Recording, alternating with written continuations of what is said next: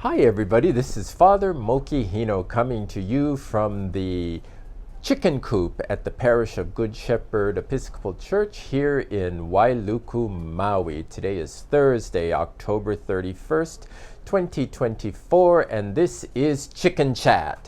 Happy Halloween, everybody. As you can see, I am dressed as a priest. That's my costume. Oh, and there's the chicken flying by. We have to find a name for that chicken. He keeps making these appearances here on Chicken Chat. My goodness. By the way, speaking of Halloween, we have a number of 12-step meetings on our campus, quite a few, in fact, and on Tuesday night, the Narcotics Anonymous group held a disco dance and Halloween party in the parish hall, and we could hear it from the house, but Dixie and I kind of wanted to go over and sneak in and check it out, but then they would have thought that we had dressed up as rector and wife to try to crash the Halloween party, so we behaved ourselves. Let's see. This past weekend, Saturday, we ended up going in the sanctuary because it actually wasn't raining, but I thought it was going to rain. And every time I think it's going to rain and I put the service in the church, it doesn't rain. But anyway, we had a really nice, intimate group. We put the altar. We made an altar to go in the middle of the aisle, and everybody sat around it. And then we had Alex and Edita Kawile's 49th wedding anniversary. It was just really sweet. And then on Sunday, 99 people showed up and filled the sanctuary, and we baptized Thalia, who is a grandchild in the Manuel family. So it was quite the occasion, and it's always nice to see the church full. Then after church and coffee hour, the Cramp family came and took care of the Ka'ohana kitchen and provided a meal for everyone at the 12:30 feeding for Ka'ohana kitchen. This Sunday and Saturday, we will be commemorating All Saints. Many of you have submitted names of loved ones to be remembered, and please rest assured that they will be remembered in the service bulletin and also in the virtual service. You should have gotten your pledge cards and stewardship brochure in the mail. We ask that you submit your pledges to us on or by November 24th. Many of you have already submitted pledge cards, and please know that Dixie and I have made a pledge commitment to the parish, and we have prayed about it and decided to increase our giving in the upcoming year. Also, we're getting very, very excited because the prayer cards for Queen Emma and King Kamehameha IV have been submitted to the printer, and so they will be ready by the time we commemorate them in our church service. As of today, Cora is going to be on vacation from now through the 24th of November, and so we are going to close the office. Now, please rest assured that from time to time I will be coming into the church office and checking the mail, checking messages, and there are certain bookkeeping things that I'm going to have to do, so I'll be in and out of the office. But if you need anything, please call, email, or text me so that I can be sure to be available to you. At this time, everyone, let's take a moment to remember everybody on our pastoral care prayer list by name.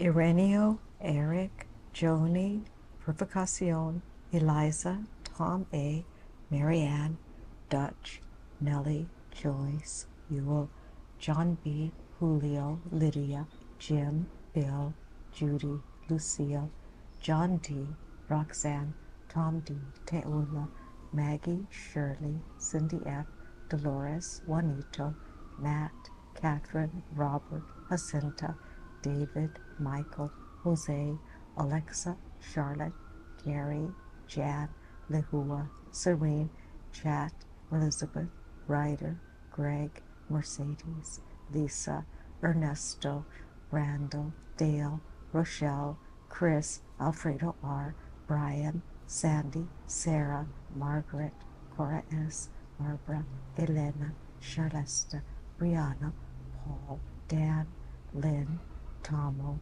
Kathy. Gracious God, we place our worries in your hands. We place your servants under your care and humbly ask that you restore them to health again. Above all, grant us the grace to acknowledge your will and know that whatever you do for the love of your children. Amen. Thank you very much, everybody. And we had somebody, Florine, come off the prayer list because her treatment surgery was successful. So she has been restored to health, largely in part due to our prayers, I am sure.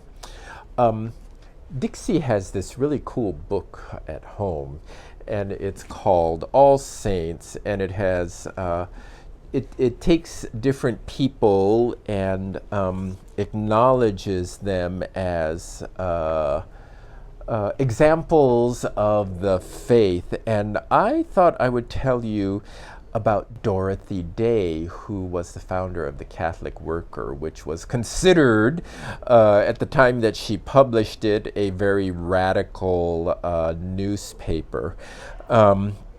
She died in 1980 at the age of 83, and they call her the most influential, interesting, and significant figure in the history of American Catholicism, which is quite something to say. She, like I say, founded the Catholic Worker, which was a lay movement, and she oversaw it for over 50 years, and she wanted to show that the radical gospel message of love could be lived in modern day. And so the way that she said to do that was to take on charity and good works. And so she reached out to the poor and the struggling, and she advocated for justice and peace. And because of that, some people called her a communist, and the FBI kept a watch on her. She was totally committed to nonviolence. And so she came out actually against any fighting in World War II, definitely outspoken against the Vietnam War, and was totally committed to nonviolence. Let me see. Let's see.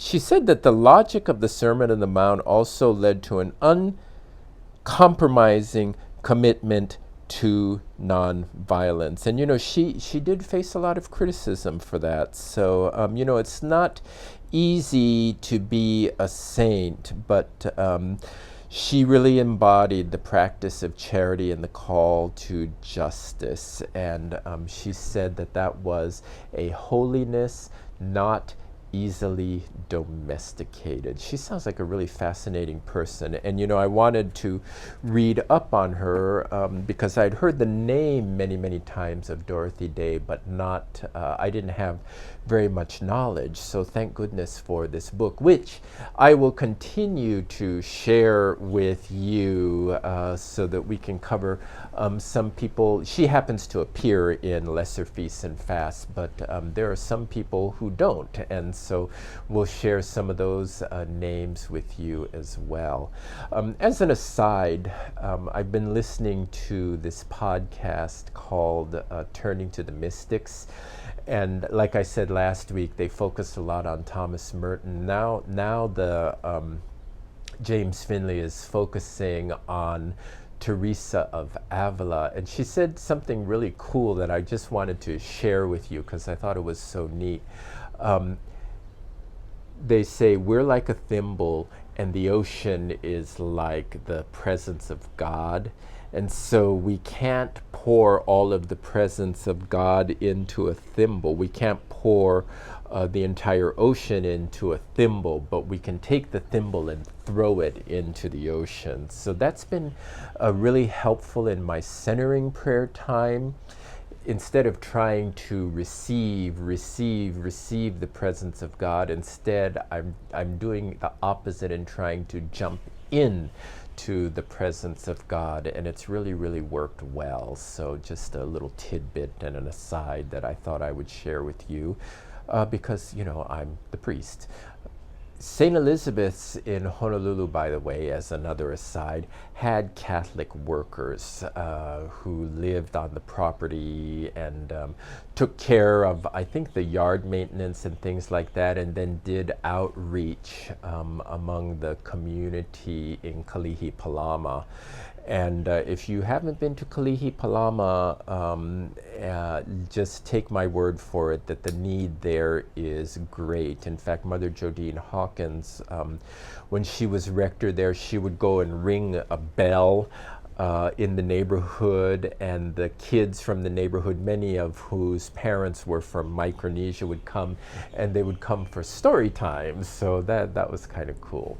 Okay, so everybody, for the chicken of the week. All right, so, you know, on Wednesdays, we go over and we film the virtual service in the sanctuary, and we always put Gladys and Gertrude in a stroller and take them with us because, you know, we don't like to leave them at home alone if we don't have to. So anyway, one of the things I do is before we go in, I let them out, and they like to play in the memorial garden. And don't worry, I watch them very carefully, so if they leave any remnants, I pick them up.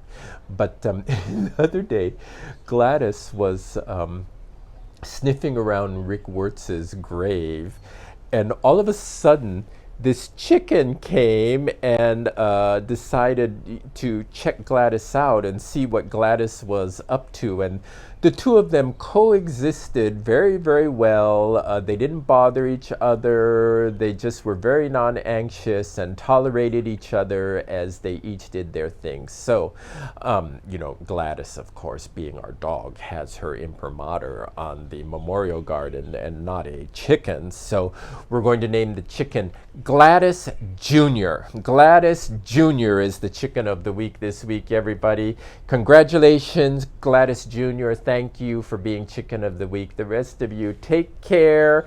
God bless. And remember to vote on Tuesday, or by Tuesday, please. Send those ballots in.